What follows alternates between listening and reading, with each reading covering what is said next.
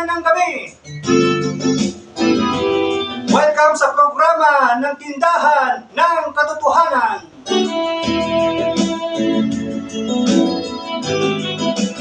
May caller po tayo kanina at ang kanyang katanungan, kung pareho pa rin ang itsura ng hosya at alak, paano natin masasabing tunay silang katawan at dugo ni Kristo? Sasagutin po natin yan dito sa Tindahan ng Katotohanan. Shoutout muna sa mga kapwa ko lay Eucharistic Minister. Para masagot natin ang kanyang katanungan, pag-usapan po natin kung anong ibig sabihin ng transubstantiation.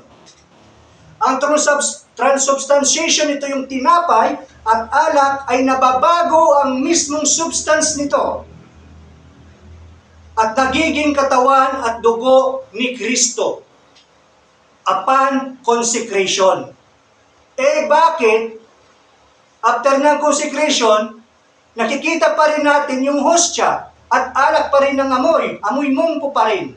Ang tawag po dyan, aksidente. Ang ibig sabihin ng accidents, ito'y panlabas na nyo tulad ng lasa, kulay, hugis, amoy, etc.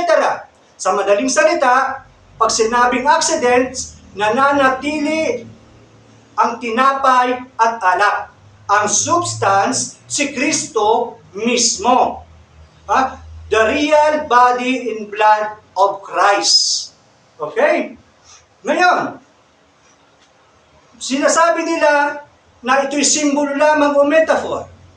Kung simbolo lamang ito o metaphor, bakit mababasa natin sa John 6:66, matapos sinabi ni Kristo, this is my body, this is my blood, bakit nagsiyalisan ang mga taong nanunod sa Kanya? Bakit hindi pinigyan ni Kristo? Pwede naman sabihin ni Kristo, wait lang, joke, walang ganon. Ibig sabihin, kung anong sinabi ni Kristo, yon ay totoo. At bakit sinabi ni San Pablo sa mga taga-Korinto, bago nyo kainin ng tinapay at uminom sa saro, kinakailangan siyasatin ninyo muna ang iyong mga sarili. Why do we need to examine our conscience? Dahil kung ikaw hindi nararapat na tumanggap nito, ikay magkakasala. So, ibig sabihin, hindi ito ordinary lang. Dahil mayroong pag-i-examine ng ating konsensya. Okay? At ito pa, ang panghuli, kung tayo naniniwala na ang salita ng Diyos ay makapangyarihan, then so be it. Dahil ang Diyos mismo ang nagsabi sa John 6:54-55, ang kumakain ng aking laman at uminom ng aking dugo ay may buhay na walang hanggan. At muli ko siyang bubuhayin sa uling araw.